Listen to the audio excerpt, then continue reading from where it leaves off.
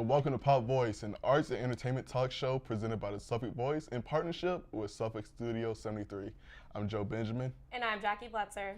Today we're going to be talking about the 2017 Grammys, the winners, the losers, and everything in between. But first, Pop Voice correspondent Delaney Fachetti has some big news hovering around the Bachelor, Bachlorette nation. Delaney, I can't wait to hear about this. Hey Jackie and Joe, I wish I could take a page out of Chris Harrison's book and agree that this season of The Bachelor has been the most dramatic season yet, but it's not quite there for me.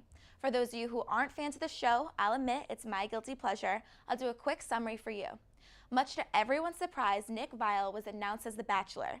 Need I remind you, he has been the runner-up on 2 previous seasons of The Bachelorette and a contestant on Bachelor in Paradise. So Bachelor fans are very familiar with Nick. Because of his failed relationships on past seasons, the heartthrob seems to be very hesitant to open up this season, and even contemplated leaving the show. That's where I think the problem lies this season. Not once have I had that OMG moment, this girl is gonna win. Even the first night, there was no magical moment that the Bachelor producers dream of. The one-on-one dates have been pretty lackluster. For example, poor Danielle exploring good old Milwaukee and bumping into Nick's ex, or the horrid group date when the ladies pretended to enjoy shoveling manure. Nick also gives off the vibe that he's not really into anyone. It seems as if whenever a woman opens up to him, he sends them home, making this the shortest season of The Bachelor ever. But I must give credit to the star of this season, Corinne. Love her or hate her, she's good TV and keeps us from refreshing Instagram out of Monday night boredom. But Bachelor Nation threw us for a bit of a loop this week when they announced a new Bachelorette, who is still in the running. Confusing, I know.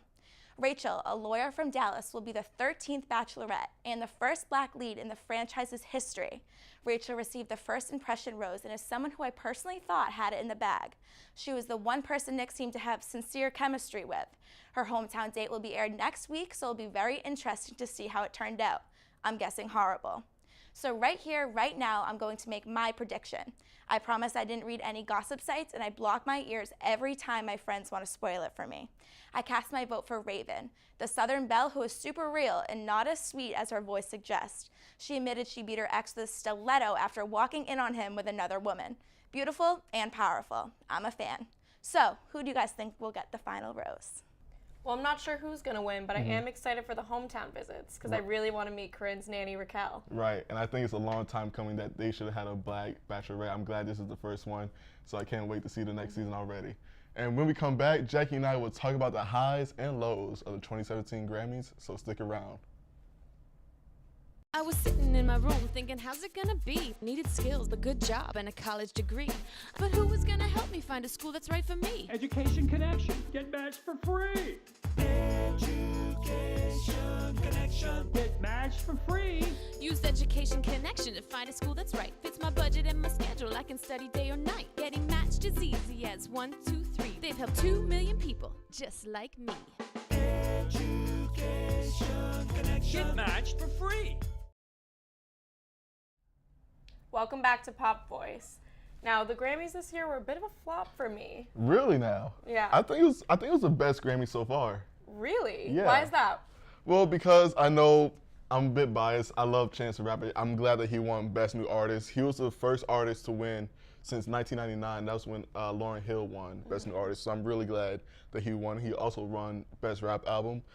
I was kind of a little bit salty though because I like Adele, but like Beyonce should have won all those 3 categories, particularly with Best Song of the Year. I think Formation killed it, and Best Album because she had a really, really great message with it. But Adele, she's phenomenal. I love Adele. Don't get me wrong, but at the end of the day, I think Beyonce should have won Adele's Best Album. performances also were not as great as they have been in the past. Yeah, I mean, I think because of the George Michael one, I think because of like so much emotion, she had to get it right. So I understand that. I think that was a big deal for her. So I'm glad that she kind of messed up and then saying that she wanted to do it again.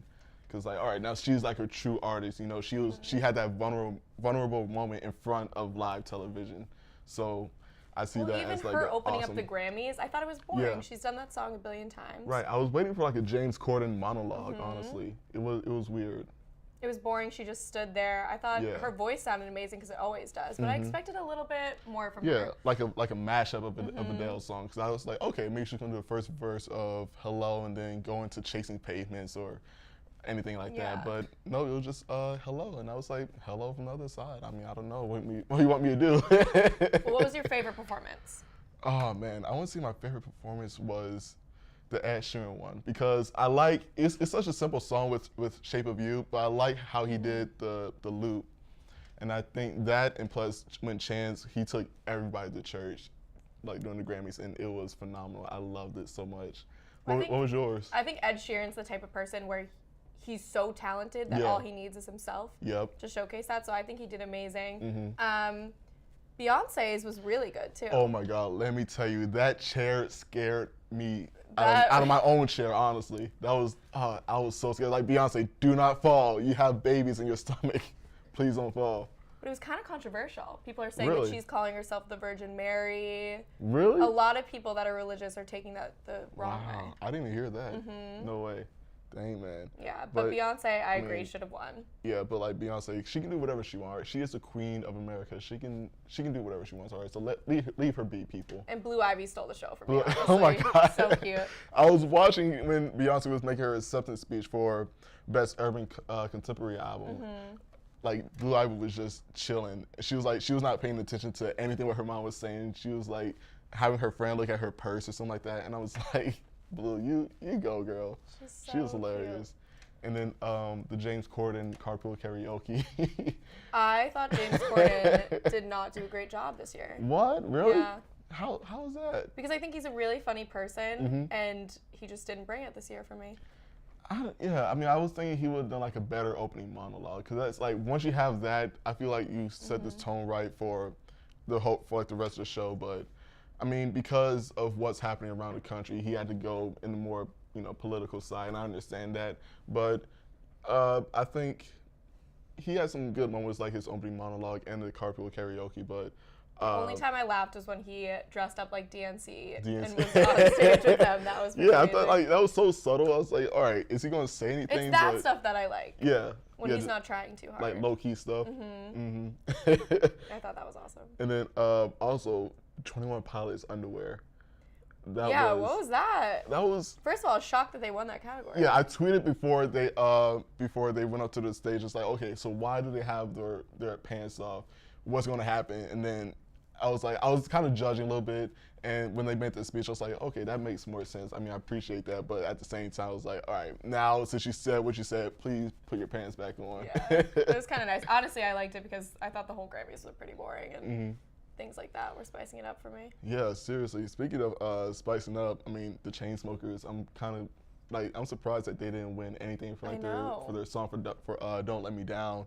They should have won Best Pop Duo, but 21 Pilots won. But I think Chainsmokers, like, they've been killing it. They had They're Closer. so played on the radio. So, yeah, they Basically the song of the summer. overplayed. Oh my God! Yeah. But I'm surprised they didn't win. Like, I know they won an award, but not like a big award. They should have won Best Pop Duo, honestly.